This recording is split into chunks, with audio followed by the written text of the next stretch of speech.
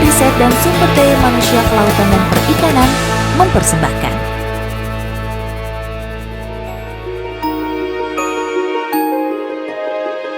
Hutan mangrove atau disebut juga dengan hutan bakau. Hutan ini biasanya tumbuh di sepanjang pesisir pantai, muara sungai, bahkan ada yang tumbuh di rawa gambut. Meski wilayah sebaran hutan mangrove cukup luas, tapi hanya mangrove tropis yang memiliki densitas spesies tinggi. Lebih dari sepertiga luasan mangrove tropis ada di Asia Tenggara. Dan dari jumlah itu, yang masuk ke wilayah Indonesia mencapai lebih dari 80%, sehingga membuat Indonesia menjadi negara dengan hutan mangrove terluas. Nah, yang menjadi perhatian di sini adalah riset mitigasi, adaptasi, dan konservasi. Di mana dalam riset ini kita memfokuskan pada mitigasi perubahan iklim dan kebencanaan yang lain. Dalam hal mitigasi perubahan iklim, kita fokus pada riset ekosistem pesisir. Ekosistem pesisir mempunyai beberapa peranan. Yang pertama adalah melindungi kawasan pesisir dari abrasi dan erosi yang disebabkan oleh gelombang maupun oleh arus laut. Yang kedua, ekosistem pesisir mempunyai peranan dalam melestarikan sumber daya ikan.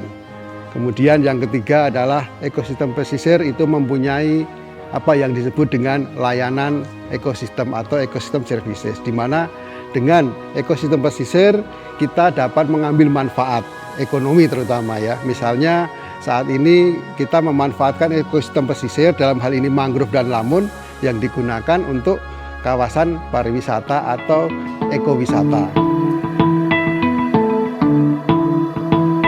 Pertumbuhan hutan mangrove sangat dipengaruhi oleh kualitas air di sekitarnya. Maka dari itu diperlukan beberapa riset yang dilakukan oleh beberapa tim di lapangan. Seperti tim riset tanaman bakau, tim riset air laut, dan juga tim riset tata ruang.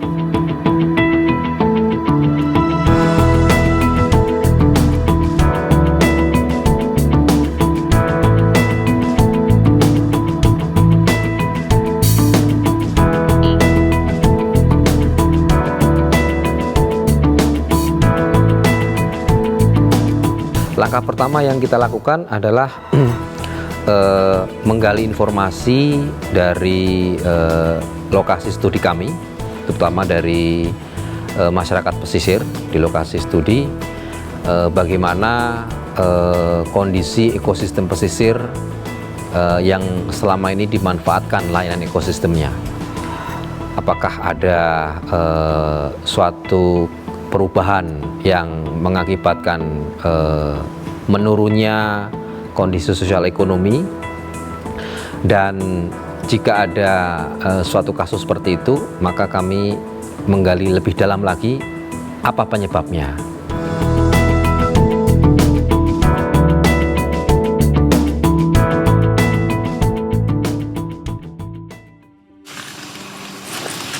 Sampai 1 meter kita putar.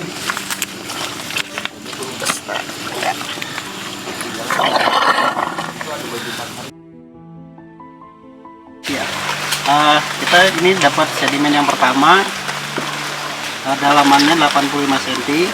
Untuk dari 85 sampai ke 10 cm kita potong per 5 cm. Kemudian yang dari 10 sampai ke 0 kita ambil per 2 cm. Tapi untuk yang 2 cm ini kita bisa sampai ke usia sedimen dan logam beratnya.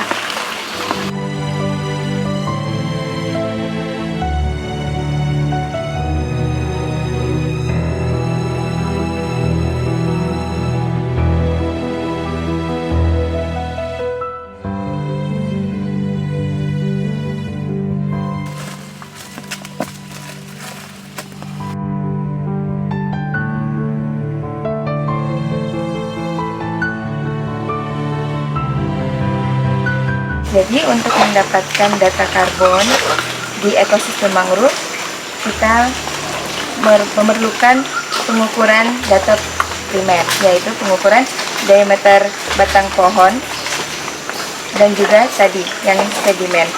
Ini untuk kita mengetahui satu plot itu berbentuk lingkaran mengikuti metode dari biokarbon inisiatif Plotnya diameter 7 meter. Kami menggunakan tali transek masing-masing 7 meter. Kami sudah mendapatkan gambarannya, bentuk lingkarannya seperti apa. Kami mulai untuk menghitung, maksudnya mengukur diameter masing-masing pohon. Pengukuran diameter pohon setinggi 1,3 meter dari tanah, kurang lebih setinggi dada. Untuk pengukuran masing-masing diameter pohon menggunakan meteran, juga dilakukan pemasangan plat ini yang sudah diberi nomor. Ini untuk establish permanent plot. Jadi setelah 1 tahun kemudian kami mendatangi lokasi ini, kami bisa mengukur kembali setiap pohon ini setiap plat di permanent plot. Pita ini berfungsi untuk menandakan ini adalah titik kita. 17. Ya. 24. Nomor 775. 727 XG 14. Untuk pengukuran di plot mangrove, kami juga melakukan pemasangan dendrometer. Ini yang bermanfaat untuk mengetahui pertumbuhan mangrove. Berapa presisinya per milinya dalam jangka waktu data series. Kami mendapatkan data tahunan menggunakan dendrometer.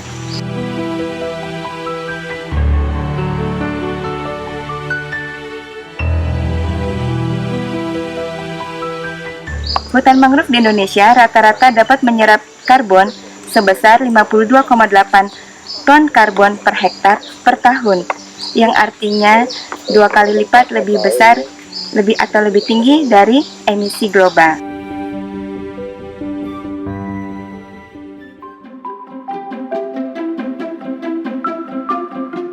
Tema penelitian yang sedang kami lakukan saat ini berfokus pada bagaimana tata ruang dan perubahannya mempengaruhi ekosistem pesisir dan layanan yang dimanfaatkan oleh masyarakat. Seperti yang mungkin kita tahu bahwa aktivitas manusia ini mempengaruhi kualitas dan juga kuantitas dari ekosistem pesisir seperti mangrove, lamun, dan karang. Mangrove dan lamun juga sering kita sebut sebagai ekosistem karbon biru atau blue carbon karena punya fungsi mitigasi perubahan iklim, yaitu lamun dan mangrove menyerap karbon dari atmosfer. Sukses! Oi!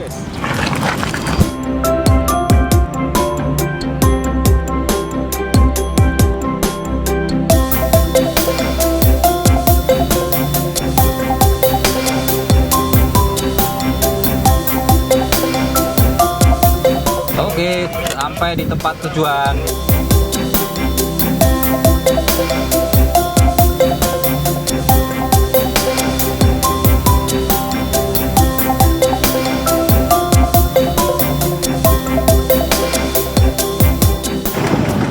Posisi kode PN1.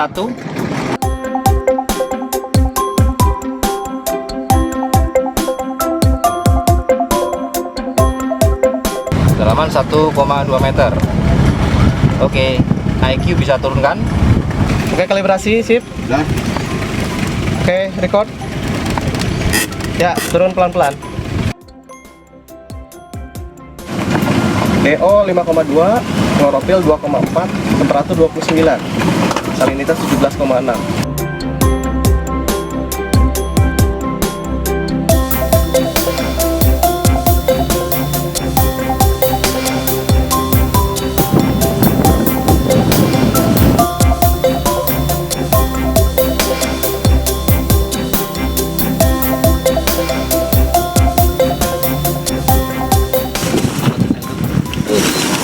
Tiga meter.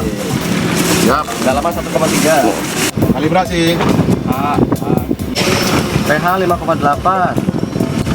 Terus turbidity salinitas 32. Temperatur 28. Kedalaman berapa kedalaman? 1,3.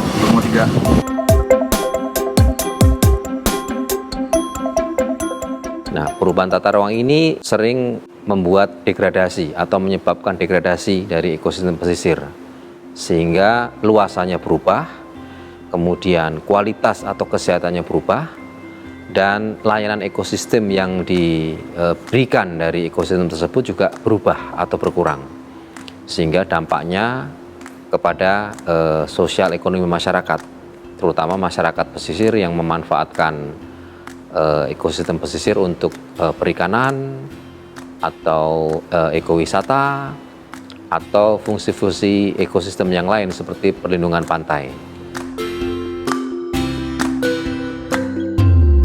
Hutan bakau ternyata tidak hanya bermanfaat untuk menanggulangi abrasi saja, tapi juga efektif untuk menjadi benteng hidup ketika terjadi tsunami. Terlebih, ekosistem pesisir pantai akan lebih alami dengan keberadaan hutan bakau yang memancing biota laut untuk berkembang biak.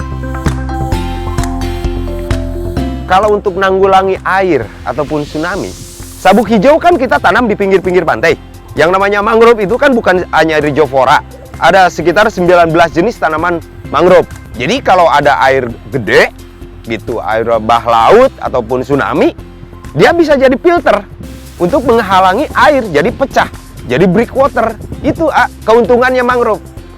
Jadi kita udah perhitungkan kalau kita nanam kerapatan sekian dengan mangrove, kalau air kecepatan sekian speed atau sekian knot kan udah terhalang. Jadi yang harusnya dia nyampe umpamanya di jarak 300-400 meter, di 50 meter kan udah pecah. Kesananya kan berhenti.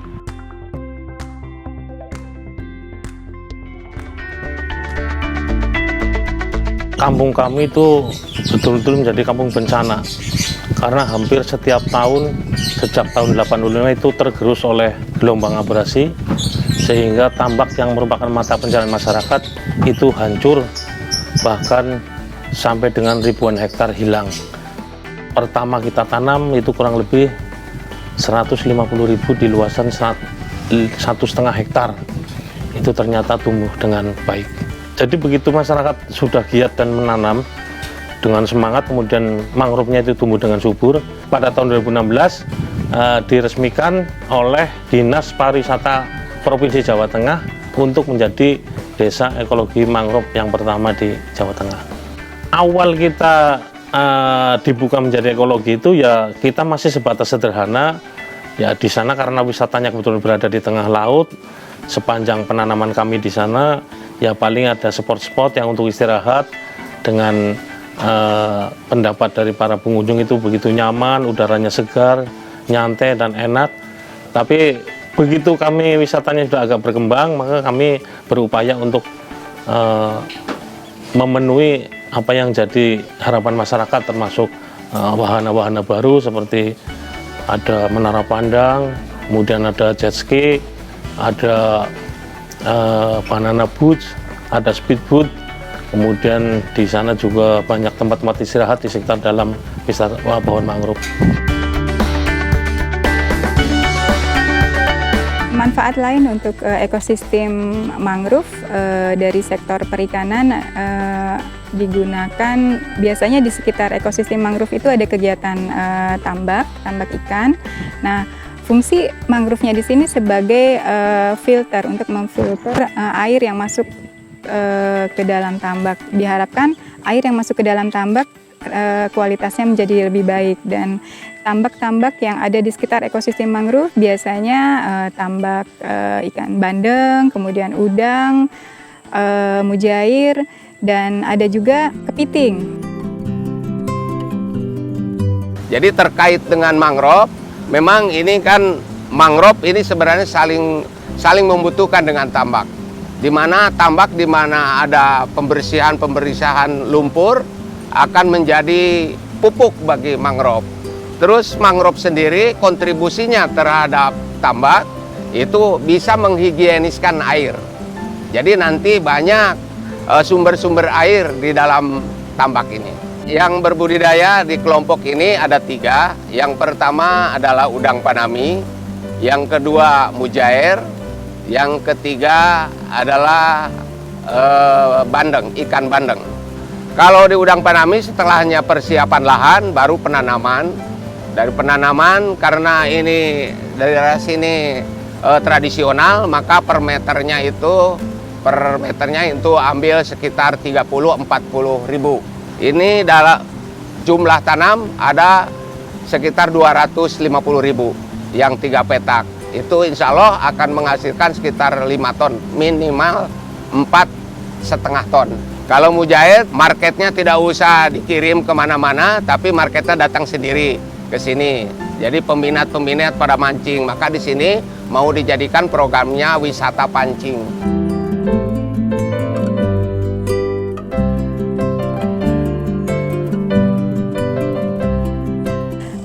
Saat ini masyarakat yang memanfaatkan tambak di sekitar ekosistem mangrove, kesadaran untuk nilai penting dari mangrove itu sudah sangat tinggi. Jadi sambil mereka memanfaatkan tambak yang sudah ada, mereka juga ikut memelihara atau mengkonservasi mangrove yang ada di sekitar tambak mereka.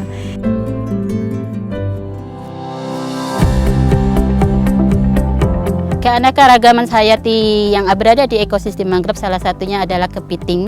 Kemampuan kepiting untuk molting dalam membesarkan dirinya itu dijadikan salah satu upaya untuk melakukan budidaya kepiting soka. Kepiting dilakukan suatu tindakan yang untuk mencegah dia di mangsa biota lain, maka dilakukan suatu teknik budidaya dengan mengurung kepiting di dalam sangkar. Kenapa disebut kepiting soka? Karena dia cangkangnya lunak. Soka adalah soft shell crab. Awalnya kita kepiting biasa mula-mula dengan benih yang berat mungkin antara 1 on, berarti sekilo isi antara 10 ekor. Nah, awalnya kita potong kaki-kaki yang tajam aja, tinggal kaki renang sama capitnya. Ini namanya sistem Popeye. Nah, selang beberapa hari antara 15 sampai 20 hari itu nanti akan tumbuh yang namanya siwil. Paling lama kurang lebih antara 1 bulan dia akan ganti kulit, dia akan keluar dari belakang. Nah, ini cangkangnya yang kosong, keluarlah kepiting yang cangkangnya lunak, yang kita sebut kepiting soka. Karena kebutuhan banyak, kita akhirnya budidaya. Dan untuk harga sebenarnya lumayan luar biasa. Kita beli benihnya kepiting biasa, kepiting mangrove ini yang sekilo isi 10, ini antara 30.000. Sedangkan nanti kalau sudah molting, kita per kilo bisa nyampe 100, bahkan 120. Harapan kami sih para pembudidaya kepiting soka yang terutama dari segi alam, airnya biar bisa terjaga, tidak terkontaminasi sama racun atau mungkin dari limbah-limbah perusahaan. Terus untuk jualnya agar pasarnya bisa lebih terbuka lebar.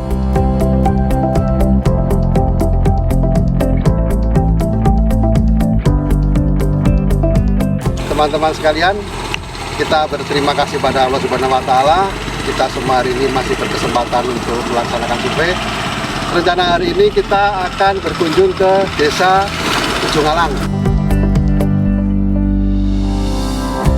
Baik, sebelum kita mulai, kita mengucapkan Bismillahirrahmanirrahim bersama-sama. Bismillahirrahmanirrahim. Semangat! Semangat!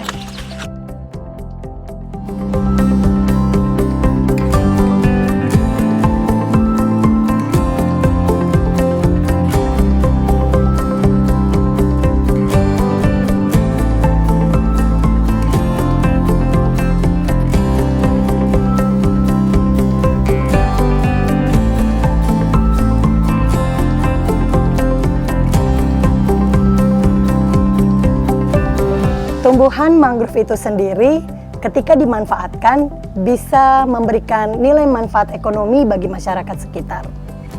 Mangrove mempunyai zat warna alami yang disebut tanin yang dapat digunakan untuk mewarnai kain.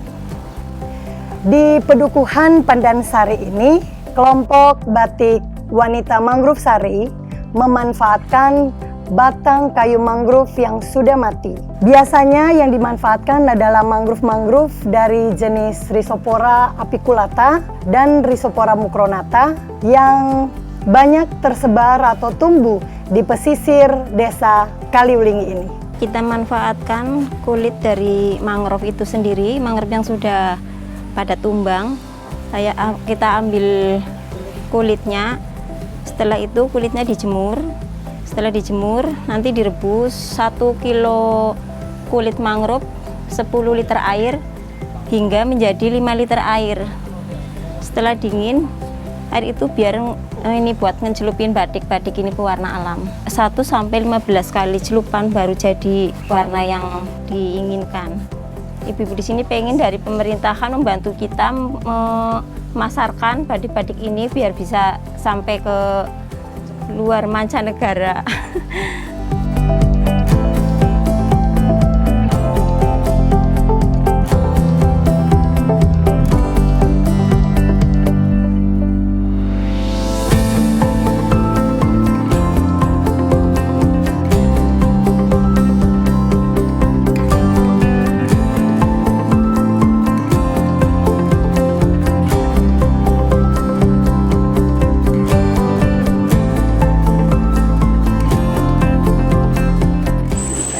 Yang sedang kita kerjakan ada ini yang nanti kita kerjakan itu pembagian tugasnya ini ya.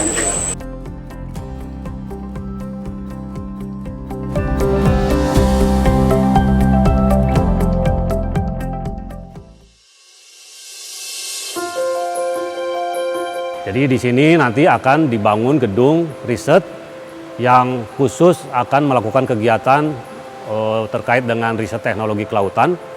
Dan juga gedung akuarium yang akan diisi oleh 3 akuarium besar yang berfungsi sebagai tempat untuk kegiatan riset berhubungan dengan perikanan dan juga untuk kegiatan eduwisata bagi masyarakat di sekitar sini. Kawasan wisata ini selain akuarium itu akan juga ada kawasan wisata mangrove, di mana di sini gedung ini juga sudah dikelilingi oleh mangrove. Jadi mangrove di kawasan wisata Piamari ini akan kita kembangkan sehingga dia bisa juga menjadi kawasan wisata yang dapat memberikan informasi kepada generasi muda dan pengunjung-pengunjung lainnya di sini mengenai pentingnya fungsi mangrove bagi ekosistem dan lain sebagainya.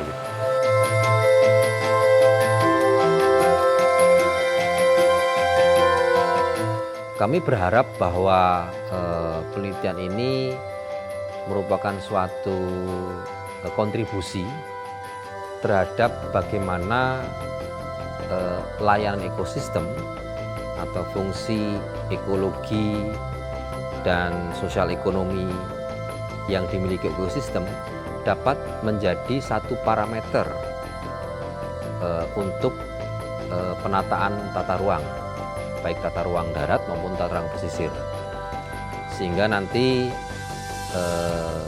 penataan ruang darat maupun pesisir itu memperhitungkan faktor layanan ekosistem penting yang itu mendukung kehidupan sosial, ekonomi, kultural dari masyarakat pesisir.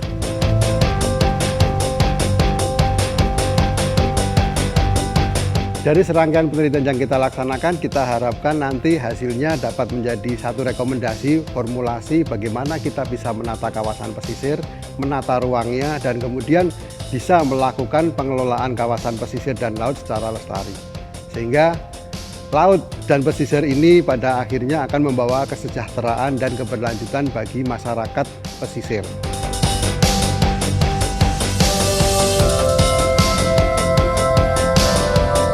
Mari kita lestarikan ekosistem mangrove